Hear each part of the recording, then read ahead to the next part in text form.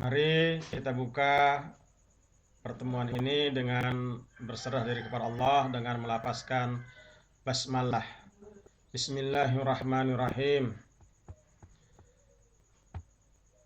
Anak-anak kelas 11 MIA 4. Alhamdulillah, saya sangat senang sekali karena ternyata kelas kalian tetap menjadi kelas yang paling banyak bertanya. Bahkan sekarang sudah bertambah jadi 10 orang dan saya sangat senang. Inilah yang saya harapkan dari kalian. Ini menandakan kalian aktif dalam proses pembelajaran daring ini. Oke, langsung saja saya akan menjawab pertanyaan-pertanyaan dari kalian. Yang pertama dari Nur Hidayah. Ingin bertanya pada bagian cara pemupukan yang nomor 2, yaitu ditanam atau larikan, di mana kata Bapak tanahnya digali kedalaman 10-15 cm. Jadi pertanyaannya, Pak, itu semua tanaman kedalaman hanya ditaruh segitu dan lebarnya berapa, Pak? Lalu yang kedua, Pak, itu cara pemupukan disemprot, kata Bapak, hanya untuk pupuk cair saja. Kenapa harus untuk pupuk cair saja? Lalu yang ketiga, kenapa jenis pupuk yang sama kandungannya, beda persentasinya? Terima kasih. Oke, ada langsung 3 pertanyaan nih, luar biasa. Oke, saya jawab. Harus semua tanaman kedalaman ditaruh segitu ya? Tidak segitu kedalamannya. Tadi kan 10-15 cm. Lebarnya semana? Ya sekitar 5 cm. Artinya pupuk kita itu banyak apa sedikit? Tanamannya sudah besar apa kecil? Kalau tanamannya masih kecil, tingginya masih sekitar 1 meter, nggak usah pun dalam 10-15, sekitar 5 cm. Hanya sekedar untuk pupuknya masuk ke dalam tanah. Kenapa masuk ke dalam tanah itu lebih baik? Karena pupuk, khususnya urea, ini gampang menguap dan gampang larut dalam air. Jadi kalau pupuk urea tadi ditabur, maka pupuk urea tadi kalau pas belum hujan, pupuknya tadi sebahagian akan menguap. Kalau menguap kan hilang. Kemudian mengatasinya apa? Dibikin larikan. Dibikin ditanam. Sehingga ditanam dikasih lubang aja sedikit. Kemudian ditutupkan. Ditutup sehingga penguapan tidak terjadi. Penguapan pupuk urea tidak terjadi. Itulah tujuannya. Jadi kedalamannya bisa di-setel tergantung dari besar tanaman. Kemudian lebarnya ya sekitar untuk pupuk tadi, nggak usah lebar kali, 5 cm sudah cukup. Nah, kemudian ditimbun lagi. Oke. Yang kedua, cara pemupukan disemprot, kata Bapak hanya untuk pupuk cair. Kenapa harus untuk pupuk cair? Karena pupuk cair pemberiannya itu melalui daun. Sekali lagi, pupuk cair diberikan melalui daun. Maka kalau melalui daun namanya cair yang bisa disemprot. Apa bisa pupuk cair air kau tabur? Kan payah. Maka harus disemprot. Sedangkan pupuk butiran bisa kita tabur. Kalau disemprot macam mana kau nyemprotnya? Oke, itu ya. Jadi pupuk cair, pupuk bisa masuk ke tanaman melalui 2 cara. Yang umum, yang biasa adalah melalui akar. Kemudian yang kedua melalui daun. Di daun kan ada stomata, mulut daun. Oke? Yang ketiga, kenapa jenis pupuk yang sama kandungannya beda-beda persentasenya? Lo tanya sama pabrik yang bikin seperti itu. Dia bikin urea kandungannya 46%, pabrik yang bikin ZA kandungan N-nya 21%, pupuk TSP dia bikin 46%, pupuk SP36 dia bikin 36%. Ya pabrik yang membuatnya seperti itu. Nah, kita hanya menggunakannya. Oke, Nur Hidayah. Kemudian selanjutnya Erniwati Panggabian. Apa tujuan dan dari mempelajari perhitungan pupuk dari segi ekonomi dan waktu dan tenaga? Nah, ini saya akan membahasnya. Ini ada pertanyaan dari kelas MIA 3. Perhatikan. Ada pertanyaan dari kelas MIA 3. Ini dari Dedek Sibuya. Nih. Bagaimana jika suatu tanaman membutuhkan pupuk NPK Ponska dan ternyata jenis tersebut habis dijual di pasar atau dimanapun? Lalu apakah kita bisa mencampur dari jenis pupuk yang lain? Nah ini. Nah ternyata pupuk tadi nih bisa diubah. Kalau tidak ada NPK bisa dengan urea, bisa dengan SP, dan bisa dengan KCL. Tapi tentu harus dikonversi dulu. Salah satu contohnya, kalau kebutuhan pupuk NPK 200 kilo, maka kebutuhan ureanya berapa? Nih, perhatikan di sini. NPK Poska 15-15-15%, urea 46. Maka kebutuhan ureanya 15/46 kali 200 sama dengan 65 kg. Kenapa lebih sedikit ureanya? Karena kandungan N dari pupuk urea lebih tinggi, yaitu 46%. Sedangkan N dari NPK Poska 15%. Jadi kebutuhan urea tentu lebih kecil karena jumlah N-nya lebih banyak. Ingat, persentase artinya banyaknya kandungan N dalam pupuk tadi. Oke, jadi apa tujuan dari mempelajari perhitungan pupuk? Yaitu kalau kalian butuh pupuk 200 kg, pupuk tadi nggak tahu, kalian kasih.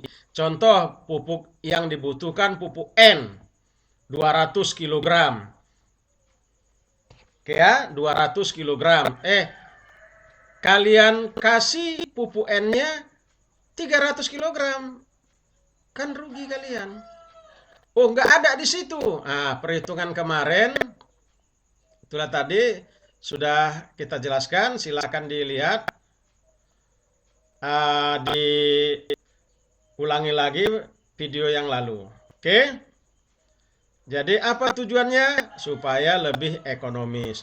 Waktunya bagaimana? Ya, kita hitung kalau misalnya 1 hektar butuhkan waktu 1 hari, 2 hektar butuh 2 hari. Tenaga kerjanya berapa? Kalau 1 hari 1 hektar itu 2 orang, maka untuk memupuk 2 hektar tanaman kalian, ya 4 orang. Ya, 2 orang 1 hari berarti 4 hari, 4 dianggap dia uangnya 4 orang. Berapa gajinya? Ini kan berhubungan dengan ekonomis, waktu, dan tenaga. Oke? Bagaimana kalau dengan 10 hektar? Saya mau selesai 2 hari.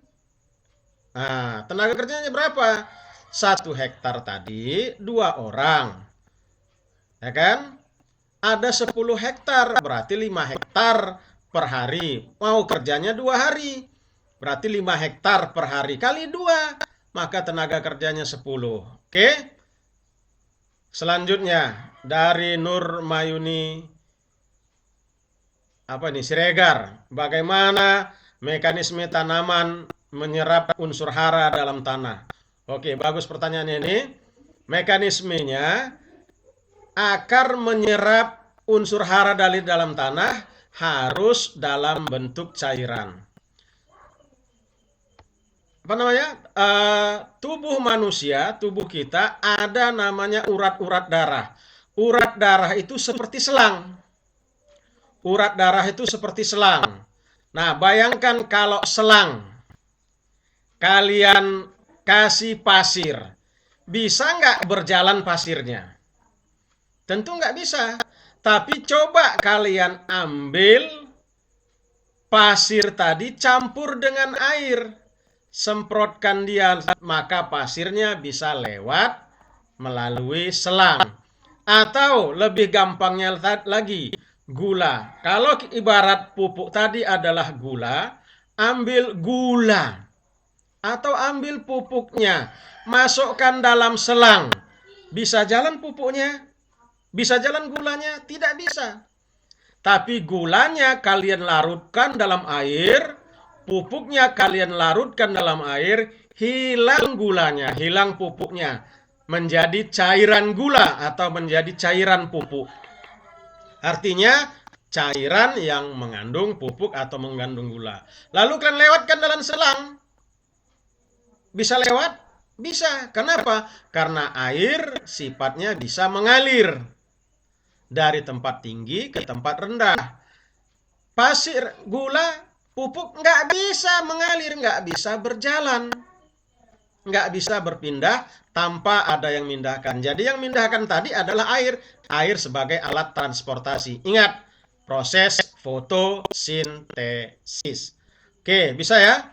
Kemudian air yang pupuk yang sudah terlarut dalam air masuklah ke dalam akar. Dari akar menuju batang, batang ke daun. Daun kemudian disebarkan di klorofil, dipanaskan sinar matahari. Begitulah mekanisme tanaman menyerap unsur hara. Oke? Nurmayuni. Sekarang Debbie. Apabila tidak ada urea dan ZA dijual di pasar, bagaimana itu Pak? Apakah boleh memakai jenis pupuk lain? Boleh, tadi sudah saya jelaskan. Nah, ini contoh urea nggak ada di pasar, ya ganti dengan Ponska. Ponska ada N, ada P, ada K, kan ada N-nya. Oh, Ponska nggak ada, ganti dengan urea, TSP, dan KCl. Cari aja pupuk. Makanya kita belajar jenis pupuk kemarin dengan kandungannya. Agar apa? Agar kita tahu menggantinya, mengkonversinya bila tidak ada di pasar. Oke, bisa dipahami? Oke, kita lanjut. Putri Wahyuni. Mengapa dalam pengaplikasian pupuk kandang harus memahami kematangan pupuk? Oke, saya bahas dulu apa itu kematangan pupuk. Kematangan pupuk adalah perubahan dari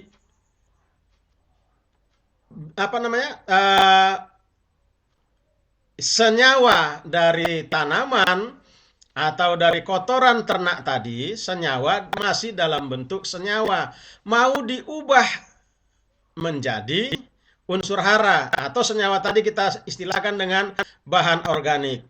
Mengubah bahan organik menjadi unsur hara itu dilakukan oleh pengurai, bakteri, virus, jamur, dan lain-lain dari pengurai. Nah, penguraiannya itu butuh waktu, tidak simsalabim. Nah, kalian besar butuh waktu.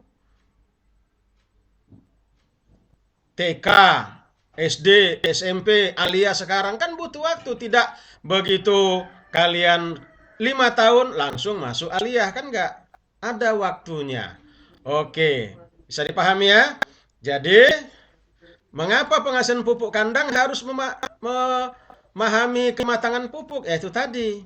Nah, unsur haranya dari pupuk kandang tadi sudah beberapa hari atau beberapa minggu baru berubah jadi unsur hara. Satu. Kemudian pupuk kandang sifatnya.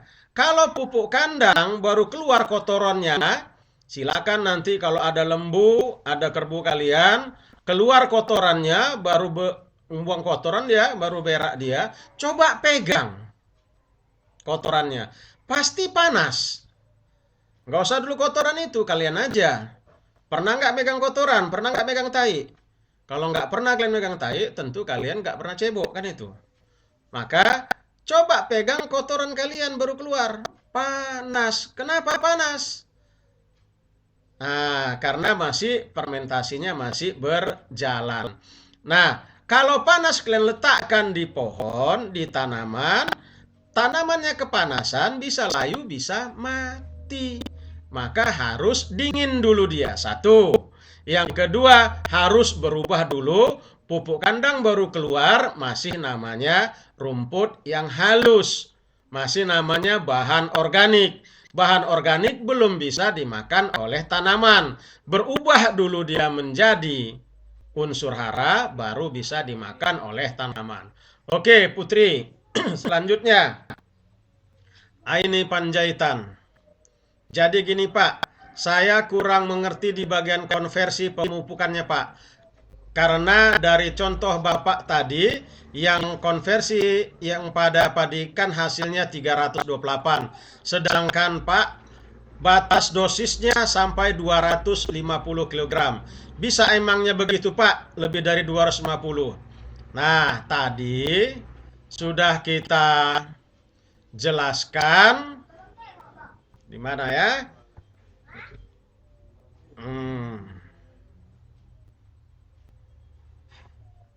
Oke.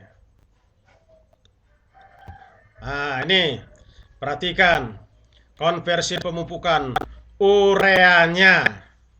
Urea dosisnya tadi 200, diubahnya di ZA 328. Lebih banyak. Ingat, yang dimakan tanaman, urea itu nama pupuknya, nama jenis pupuk. ZA itu nama pupuk. Kandungannya N, yang mau diserap itu N. Bisa paham ya? Sekali lagi, urea nama pupuk, ZA nama pupuk. Yang mau diserap itu pupuk N, pupuk nitrogen. Kandungan nitrogen pada urea 46. Banyak. Nah, 150 ya, saya contohkan kemarin ya. 150 kg urea itu kandungan N-nya sama dengan kandungan N dari ZA sebanyak 328. Bukan pupuknya kebanyakan ini, kan N yang dibutuhkan.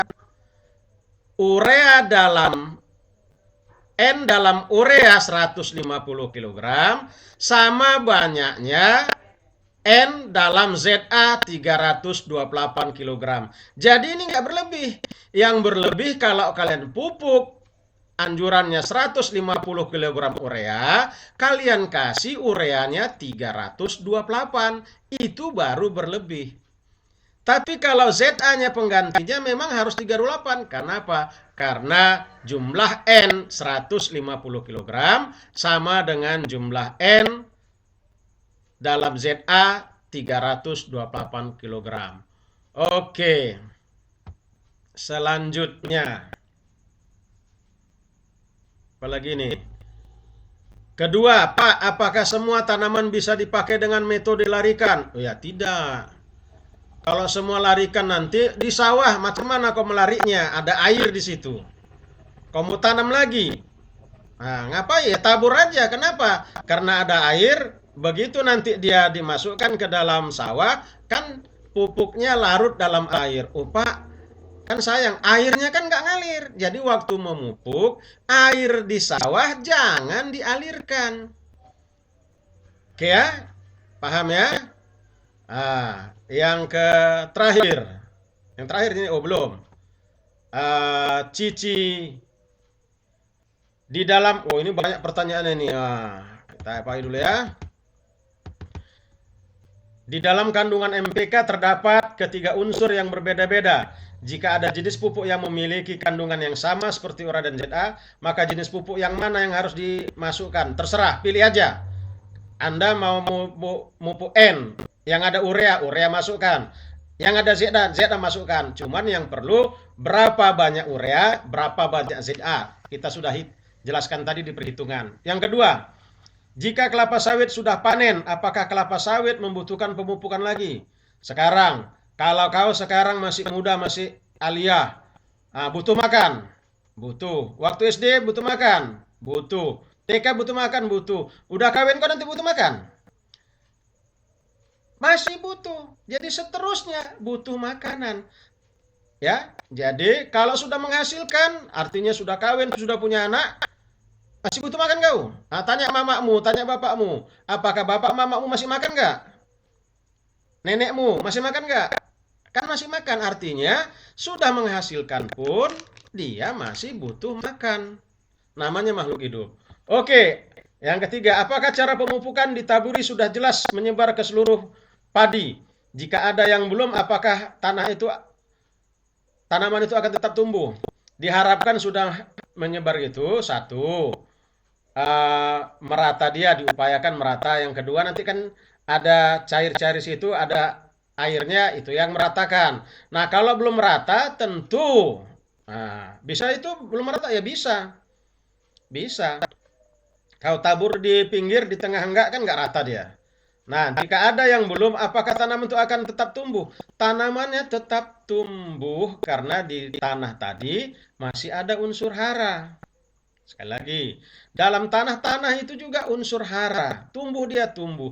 Tapi kalau kurang unsur hara, maka tanamannya, produksinya akan menurun. Saya? Oke, paham ya? Kemudian, yang terakhir dari si Cici. Jika cara pemupukan ditanam, larikan, kena ke batang tanaman, apa yang terjadi? Oke, kalau pada tanaman padi terjadinya sedikit, tapi karena pengaruhnya sedikit. Kenapa? Padi tadi banyak mengandung air karena dia di sawah. Tetapi bagaimana kalau kena di tanaman, di batang, menumpuk dia? Sifat pupuk itu higroskopis, menyerap air.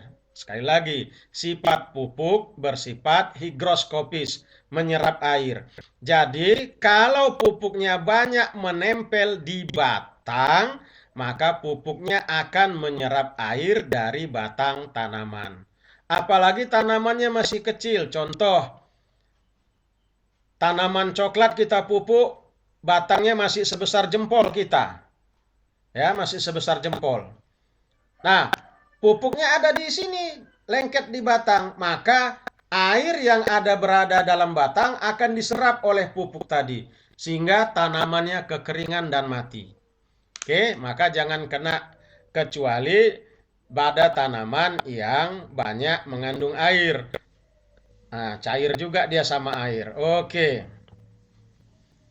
Kemudian, Sinta Tanjung, bagaimana cara kita agar mudah tahu berapa saja dosis yang dibutuhkan tanaman? Oh, gampang. Cari tahu nanti di internet dosis pemupukan padi. Tengok dosis pemupukan jagung. Tengok aja di internet. Gampang. Sudah ada apa namanya? Di internet itu anjuran-anjuran dari pemerintah. Oke ya. Kemudian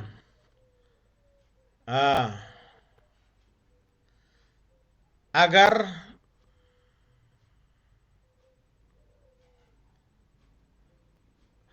bagaimana caranya Pak agar dapat membeda-bedakannya? Oke, saya ini kalau kita sendiri bisa salah satunya dengan kalau urea dengan bagan warna daun. Nah, silakan diperhatikan, ini namanya bagan warna daun ya, ini namanya bagan warna daun.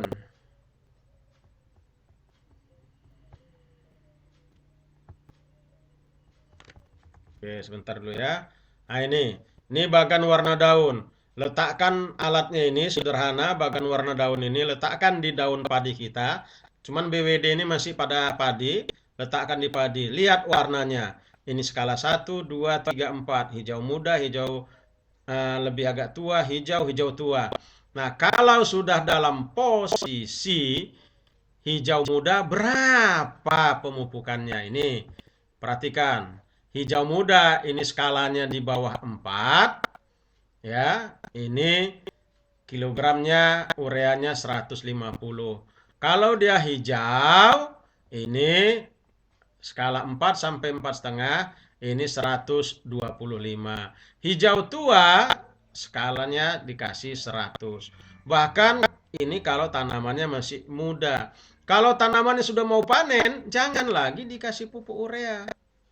Kalau sudah hijau, tua. Tapi kalau hijau ini apalagi kuning, itu tanda kekurangan lebih banyak lagi unsur hara. Nah ini, lihat BWD-nya kalau disambung yang panjang. Ada yang kuning. Nah ini luar biasa, ini sangat kekurangan kali. Nah, perhatikan di layar kalian. Ini. Jadi kalau sudah mulai hijau muda, ini warna ini, tempelkanlah daun padi tadi. Kalau sudah kuning, ini udah kekurangan kali nih. Oke ya, kalau sudah hijaunya tua kali, apalagi mengarah ke biru, nggak usah lagi dipupuk. Oke, kita lanjut. Oke ya, Sinta Tanjung, Alima Panggabean. Mengapa pada saat aplikasi pupuk nggak dianjurkan waktu siang? Siang tadi panas-panas. Oke, bisa menguap. Waktu hujan, dia cair mengalir. Ini yang bukan di sawah. Kalau di sawah masih boleh. Ini yang pemupukan di tanah.